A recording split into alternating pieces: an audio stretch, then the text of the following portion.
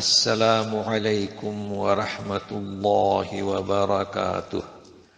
Daily one page کے شعبے سے آج کے پیج کا نمبر ہے 95۔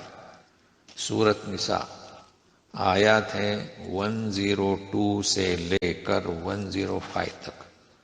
اور آج کا صفحہ جو ہے نا، پہلی آیت لمبی ہے اور جنگی حالات میں نماز کس طرح ادا کی جائے، تو تلاوت کے بعد ترجمے کے ساتھ ہی ہم سمجھانے کی کوشش کرتے ہیں، تو ساتھ میں رہیے۔ اعوذ باللہ من الشیطان الرجیم۔ وَإِذَا كُنْتَ فِيهِمْ فَأَقَمْتَ لَهُمُ الصَّلَاةَ فَلْتَقُمْ طَائِفَةٌ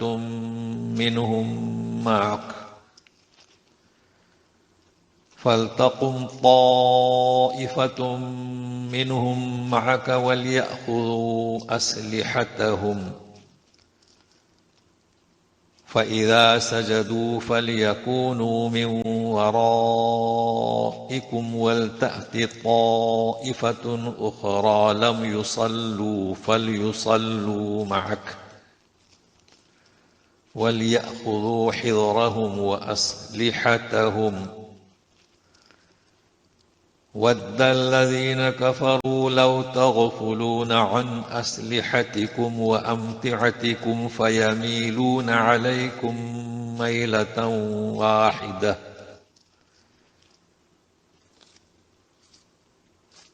اب یہاں واحدہ نہ کہ واحدہ، یہ شاوا کی طرح الف نہ بڑھائیں۔ وَلَا جُنَاحَ عَلَيْكُمْ إِن كَانَ بِكُمْ أَذًى مِّن مَّطَرٍ أَوْ كُنتُم مَّرْضَىٰ أَن تَضَعُوا أَسْلِحَتَكُمْ وَخُذُوا حِذْرَكُمْ إِنَّ اللَّهَ أَعَدَّ لِلْكَافِرِينَ عَذَابًا مُّهِينًا۔ اور جب آپ ان میں ہوں، یعنی سامنے پڑاؤ کی ہوئی دشمنوں کی فوج اور اس طرف ایک طرف مسلمان ہیں، آپ ان میں موجود ہوں اور ان کے لیے نماز قائم کریں، تو گویا کہ خوف کی حالت ہے، تو اس طرح ہو کہ ایک جماعت آپ کے ساتھ ہو۔ فَلْتَقُمْ طَائِفَةٌ مِّنْهُمْ مَعَكَ، یعنی نماز کے لیے کھڑی ہو۔ اب بعضوں نے واو کا حالیہ ترجمہ کیا ہے اپنا اسلحہ اٹھائے ہوئے، یعنی زمین پر نہ رکھیں، یا ہے کہ وہ کریں تو بھی ترجمہ صحیح ہو جائے گا کہ نماز کے لیے جب کھڑے ہوں گے تو وہ اپنا اسلحہ اٹھائے رکھیں۔ اچھا، فَإِذَا سَجَدُوا، جب سجدہ کر لیں، یعنی پہلی رکعت کے 2 سجدے ہو گئے تو ایک رکعت ہو گئی، تو آپ کے پیچھے ہو جائیں، یعنی پیچھے چلے جائیں، اور پھر ایک رکعت تو پوری کریں گے، تو 2 رکعت پڑھا رہے ہیں نبی کریم صلی اللہ علیہ وسلم۔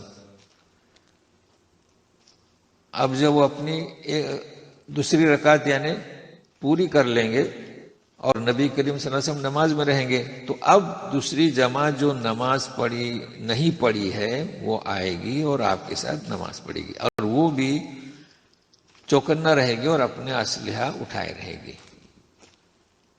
اب نبی کریم صلی اللہ علیہ وسلم جب سلام پھیریں گے تو دوسری جماعت جو ہے اس کو 1 رکعت ملی تو وہ اپنی دوسری رکعت پوری کریں گے۔ اس طریقے سے ترتیب ہے، بتائی گئی ہے۔ اب یہ ہدایت کیوں دی جا رہی ہے؟ اس لیے کہ کافر چاہتے ہیں کہ تم اگر غافل رہو تمہارے اسلحہ اور سامان سے تو اچانک حملہ آور ہو جائے۔ اچھا، اب ایک شکل ہے جو سہولت کی ہے اور تم پر کوئی حرج نہیں کہ اگر تکلیف ہو بارش، کیونکہ بارش برس رہی ہے تو پھر اسلحہ کو اٹھائے رکھنا تکلیف ہے، یا ہے کہ بیمار ہو تو کوئی حرج نہیں، ان تضعوا اسلحتکم، کہ اسلحہ اتارو اور نماز پڑھو۔ وخذوا حذرکم، چوکنا رہو ہمیشہ، جی۔ اور یاد رکھو کہ اللہ تعالیٰ نے کافرین کے لیے رسوا کن عذاب تیار کر رکھا ہے، مطلب چوکنا بھی رہو اور اطمینان بھی رکھو کہ اللہ تبارک تعالیٰ نے کافروں کے لیے رسوا کن عذاب رکھا ہے، تو اس کی حمایت تمہیں حاصل رہے گی۔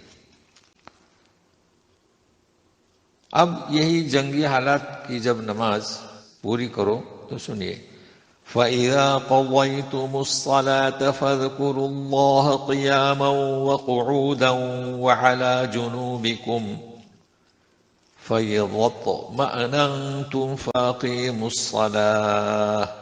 اب دیکھیں فَإِذَا اور طا ہے تو اطمینان سے ادا کریں، فَإِذَا اطْمَأْنَنْتُمْ فَأَقِيمُوا الصَّلَاةَ إِنَّ الصَّلَاةَ كَانَتْ عَلَى الْمُؤْمِنِينَ كِتَابًا مَوْقُوتًا۔ جب نماز سے فارغ ہو جاؤ، کون سی؟ یہی نماز جو شکل بتائی گئی ہے، ایک ایک رکعت آپ صلی اللہ علیہ وسلم کے ساتھ اور بقیہ رکعت علیحدہ۔ تو جب نماز سے فارغ ہو جاؤ تو ابھی جنگ تو شروع نہیں ہوئی ہے، خوف ہے، تو اللہ کو یاد کرو، کھڑے بیٹھے لیٹے جیسے بھی یاد کرو تاکہ تلافی ہو جائے جو نماز پڑھے حالت خوف میں۔ اب جب مطمئن ہو جاؤ، امن قائم ہو تو نماز قائم کرو، نماز جیسے کہ نماز پڑھنی رہتی ہے امن کی حالت میں۔ یقیناً نماز مومنین پر مقررہ وقت، دیکھیں موقوتہ کے معنی وقت سے فرض کی گئی ہے، تو دو چیزیں ہیں نماز کے تعلق سے، مقرر وقت اور فرض۔ اب اگر ہم مقررہ وقت پر نہیں پڑھتے ہیں تو ایک لفظ سے، ایک معنی سے ہم اپنے آپ کو محروم کر رہے ہیں، لہذا مقررہ وقت جو بھی ہے، کہیں 1 گھنٹہ ہے، کہیں 2 گھنٹہ ہے، جو بھی ہے تو اس وقت میں پڑھیں۔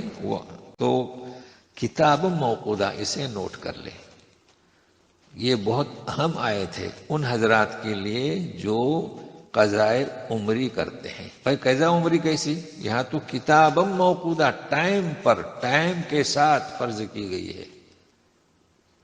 اچھا، پھر یہ بھی سمجھائیں کہ آپ جائیں سورہ بقرہ میں 184 آیت صرف روزے کی قضا کا بیان ہوا ہے، بس صرف روزہ، نماز کی قضا کا کہیں بیان نہیں ہے۔ تو سنیے، فَمَنْ كَانَ مِنْكُمْ مَرِيضًا أَوْ عَلَى سَفَرٍ فَعِدَّةٌ مِّنْ أَيَّامٍ أُخَرَ، تم میں سے کوئی بیمار ہو، سفر میں ہو، تو یہ رمضان المبارک کے جو روزے ہیں دوسرے دنوں میں قضا کرو، نماز کی قضا نہیں، کتابم موقوتا، اسے نوٹ کر لے تاکہ ہم اپنے بھائیوں کو سمجھانے میں ہمیں آسانی ہو اور انہیں سمجھنے میں بھی۔ اس لیے کہ قرآن کی آیت سے، چونکہ اللہ تعالیٰ نے دل میں ایسی صفت رکھی ہے کہ قرآن کو سمجھ سکتے ہیں، تو قرآن آیات سے سمجھانے کی کوشش کریں اور احادیث صحیحہ سے اس کی شرح۔ وَلَا تَهِنُوا فِي ابْتِغَاءِ الْقَوْمِ إِن تَكُونُوا تَأْلَمُونَ فَإِنَّهُمْ يَأْلَمُونَ كَمَا تَأْلَمُونَ وَتَرْجُونَ مِنَ اللَّهِ مَا لَا يَرْجُونَ وَكَانَ اللَّهُ عَلِيمًا حَكِيمًا۔ اب ہم جو پڑھ رہے ہیں تَأْلَمُونَ، یَأْلَمُونَ، تَأْلَمُونَ، تو تا نہ کریں اور کمزوری مت دکھاؤ قوم کا پیچھا کرنے میں۔ اگر تمہیں تکلیف پہنچی ہے تو انہیں بھی تو تکلیف پہنچی ہے جیسے تمہیں پہنچی ہے، دونوں کو تکلیف ہوئی ہے، تو پیچھا کرو۔ یعنی ایسا نہیں کہ جنگ ختم ہوئی تو نہیں، قوم کا پیچھا کرو تاکہ وہ نکل جائیں۔ اور تم اللہ سے وہ چیز چاہتے ہو جو وہ نہیں چاہتے۔ ہم کیا چاہتے ہیں؟ اللہ کی رضا، وہ نہیں چاہتے، اور اللہ تعالیٰ خوب جاننے والا، خوب حکمت والا ہے۔ تو دوبارہ سنیں آیت کو، وَلَا تَهِنُوا فِي ابْتِغَاءِ الْقَوْمِ إِن تَكُونُوا تَأْلَمُونَ۔ دیکھیں ہونٹوں کو کھلا رکھیں، گول نہ کریں اور نہ کہ اوپر کی طرف کھولیں، تا ایسا بھی نہ کریں۔ إِن تَكُونُوا تَأْلَمُونَ فَإِنَّهُمْ يَأْلَمُونَ كَمَا تَأْلَمُونَ وَتَرْجُونَ مِنَ اللَّهِ مَا لَا يَرْجُونَ وَكَانَ اللَّهُ عَلِيمًا حَكِيمًا۔ اب آخری آیت سنیے گا، إِنَّا أَنزَلْنَا إِلَيْكَ الْكِتَابَ بِالْحَقِّ لِتَحْكُمَ بَيْنَ النَّاسِ بِمَا أَرَاكَ اللَّهُ ولا تكن للخائنين خصيما۔ ترجمہ سنیے کہ ہم نے آپ کی طرف جو کتاب نازل کی ہے جو برحق ہے، سچی پکی ہے، آپ لوگوں کے درمیان فیصلہ کریں جو اللہ نے آپ کو سکھایا، اراک اللہ نے بتایا، اور خائنین کا حمایتی نہیں بننا۔ اصل میں خصیم نے کیا، جھگڑے کے لیے بھی بولا جاتا ہے، اور آپس میں جو جھگڑا کرتے ہیں، سامنے ایک شخص یعنی جسے کہتے ہیں کہ پارٹنر ہوتا ہے جھگڑا میں، تو یہاں کہا جا رہا ہے کہ خیانت کرنے والے کی حمایت نہ کرنا۔ اب اس کا پس منظر جانے بغیر یہ آیت سمجھ میں نہیں آئے گی۔ پس منظر یہ ہے کہ ایک مسلم نے جو ہے زرہ چوری کی، اور پھر اس ڈر سے کہ کہیں پکڑا نہ جائے تو اس نے کیا کیا، یہودی کے گھر میں ڈال دیا۔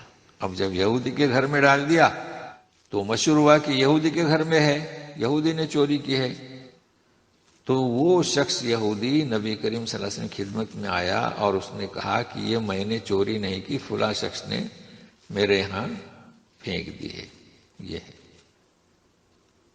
تو اس صورت میں اگر وہ یہودی نہیں آتا تو اس کے خلاف فیصلہ ہوتا۔ تو کہا یہ جا رہا ہے کہ نہیں، آپ کلام پاک سے جو اللہ تعالی نے آپ کو سکھایا ہے اس کے مطابق فیصلہ کریں، اگرچہ کہ چوری کرنے والا مسلمان ہے اس کی حمایت نہ کریں۔ تو اس آیت کا یہ پس منظر ہے۔ تو آج اتنا ہی، پھر ملیں گے۔ والسلام علیکم ورحمۃ اللہ وبرکاتہ۔